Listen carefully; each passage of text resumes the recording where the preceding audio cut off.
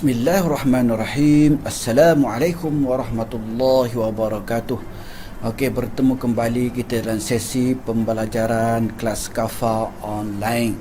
Okey, kali ini kita akan berkongsi ataupun akan bercerita mengenai panduan ujian lisan UPKK Amali Solat. Okey, sebelum ini kalau siapa dah pernah tengok Ustaz ada membuat video mengenai panduan ujian lisan UPKK Al-Quran dan PCHI. Kini sambung dia Amali Solat. Okey, kita teruskan sahaja. Okey, ringkasan jadual ujian lisan UPKK. Apa dia tengok? Okey, tiga adalah subjek apa dia ujian lisan UPKK. Kita tengok. Biasanya amali solat dan penghayatan cara hidup Islam bermula dari bulan Februari hingga Ogos. Dia satu tempoh yang panjang untuk kita apa dia belajar ataupun diuji mengenai apa dia amali solat dan penghayatan cara hidup Islam. Dia panjang. Jadi tidak perlu apa dia takut ataupun tergesa-gesa tentang Al-Quran. Al-Quran biasanya bermula pada bulan September, yakni sebulan sebelum ujian UPKK bertulis. Biasanya pada bulan Oktober setiap tahun. Itu dia. Ini dia gambaran mengenai apa dia perjalanan ujian lisan UPKK sebelum ujian bertulis diadakan. Kita tengok.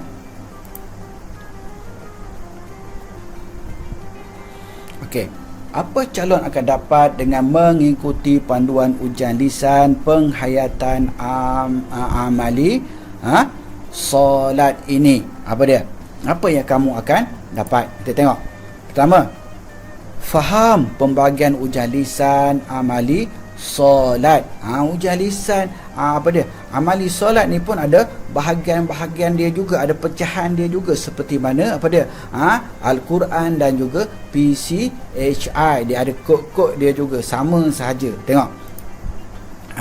Tahu pembahagian markah ujian lisan amali solat, kat mana banyak, kat mana kurang, kat mana perlu kamu tekan. Okey, tengok seterusnya. 3. Tahu bagaimana bentuk soalan dia. Tengok seterusnya.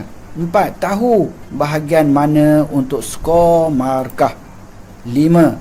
Ada contoh soalan sebagai panduan. 6. Rasa bersedia menghadapi ujian lisan amali solat. Itu dia. Okey, seterusnya kita tengok. Bahagian amali solat ada berapa kita tengok. Bahagian A sama juga dengan ujian lisan yang lain. Tengok. Persediaan sebelum solat. B. Perlakuan dan bacaan dalam solat. C. Amalan selepas solat. Ada 3 bahagian amali solat.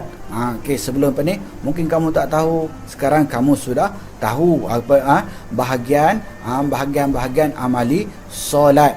Itu dia. Pertama, 6 perkara.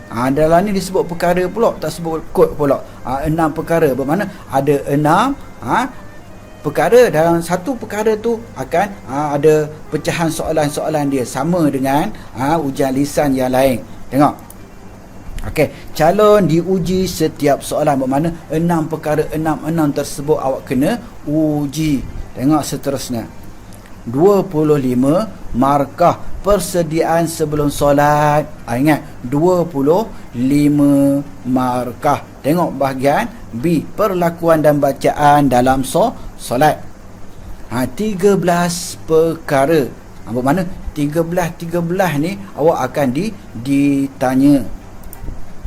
Okey, calon diuji setiap soalan.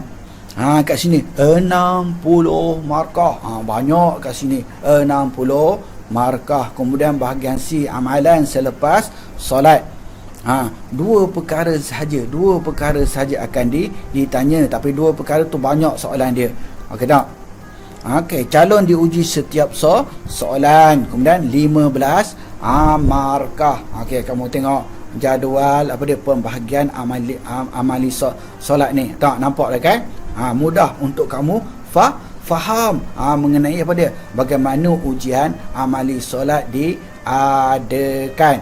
Okey, insya-Allah kita akan pergi satu persatu setiap bahagian. Okey, seterusnya bahagian A, persediaan sebelum solat. Tengok apa dia? Ada 6 perkara. A1, A2, A3, 5, 6. Okey, ada 6 perkara.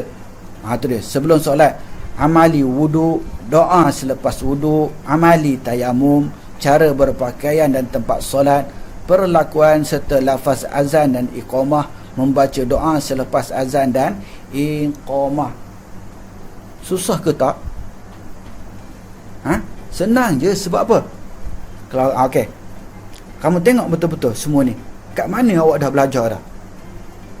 Dalam subjek ibadah.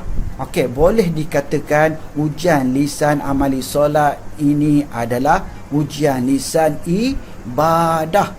Awak dah belajar semua dah. Amali wudu, belajar dah kan? Sudah. Doa selepas wudu, sudah. Apa masalah? Tak ada masalah. Langsung dalam amali solat wajib dapat A dalam amali solat. Lagi sebab apa? Sebab solat adalah apa dia? Amalan kita lakukan setiap hari, setiap waktu. Dia adalah satu perintah Allah Subhanahu Wa Taala, wajib ke atas setiap hamba-Nya. Tak ada masalah untuk kita tak dapat. Ustaz tak ingat.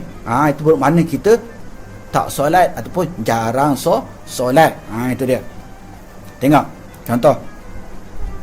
Ini amali dan hafaz. Sempat lagi untuk kamu apa dia? Dalam tempoh Februari hingga Ogos, panjang, sempat untuk kamu hafaz dan praktikkan amali solat. Itu dia. Tengok seterusnya.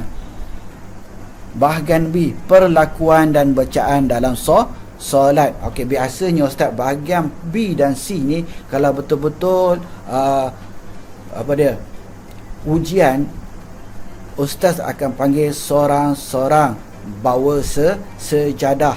Okey, akan bermula daripada diri tegak sampailah salam, kemudian diikuti dengan bahagian C iaitu wirid dan doa. Baca kuat. Di situ kena baca dari mula-mula sampai kuat belaka. Nak dengar apa dia, bagaimana awak dapat ke tidak. Semua bacaan dalam solat. Itu kalau boleh kita bersua ataupun bertemu untuk lakukan ujian. Tetapi sekarang dalam musim COVID ni kita buat secara online. Mungkin ada ustazah suruh awak rakam video solat ke, ataupun tanya video call ke, terpulang atas penguji amali solat. Okey, teruskan.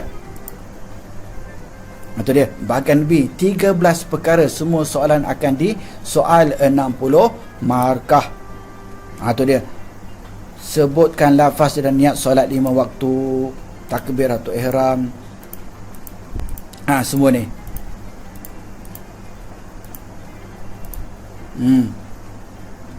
Itu dia. 19 dari pada B7 sampai B9 ada 13 perkara. Ini dah rukun 13 rukun solat ada 13. Itu dia. Semua awak kena dah dapat. Rasanya tidak boleh, tidak, rasanya semua dah dapat. Sebabnya kita dah belajar, kita praktik hari-hari. Amalan lain kan kita tak solat, tak buat, kita tak dapat semua ni. Itu dia. Sebab tu apa dia? Untuk mengambil apa dia, ujian UPKK ni mestilah bermula daripada tahun 3, 4 dan 5. Syarat untuk mengambil ujian UPKK. Sebab ni lah. Untuk apa dia? Belajar benda-benda yang sebelum daripada ini. Kalau terus daripada masuk darjah 5 nak ambil UPKK, ni lah banyak tak dapat. Sebab apa? Sebab kita tak belajar. Itu dia. Amali dan hafaz awak kena dapatkan semua ni dalam tempoh yang panjang, Februari hingga Ogos. Okey. Tengok seterusnya bahagian C, bahagian last. Amalan selepas solat, iaitu apa dia? Dua perkara. Semua soalan akan disoal 15 markah. Itu dia. Wirid, kemudian doa. Wirid ni bermula selepas salam. Assalamualaikum warahmatullahi, Assalamualaikum warahmatullahi. Bermula dia astaghfirullahalazim, astaghfirullahalazim, astaghfirullahalazim allazi la ilaha illa huwal hayyul qayyum wa atubu ilaih. Okey, hinggalah apa dia? Semua-semua itulah hingga apa dia? Zikir subhanallah, subhanallah, itu semua kena buat semua tu. Itu termasuk dalam wirid 7 markah dekat situ. Kemudian doa yang telah diajar oleh guru-guru awak tu. Boleh baca insya-Allah mana-mana doa pun boleh. Itu dia bahagian C. Itu sahaja bab apa dia? Amali solat, ada 3 bahagian.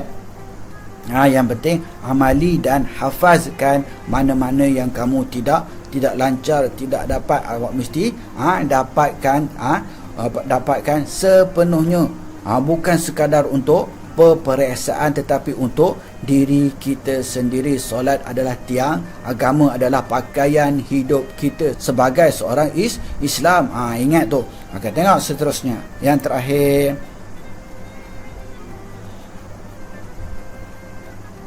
ni contoh dia ni. Okey, ini adalah contoh borang amali solat. Setelah kamu ditanya di soal, borang ni lah bentuk borang untuk kamu nanti. Itu dia. Itu dia contoh dia.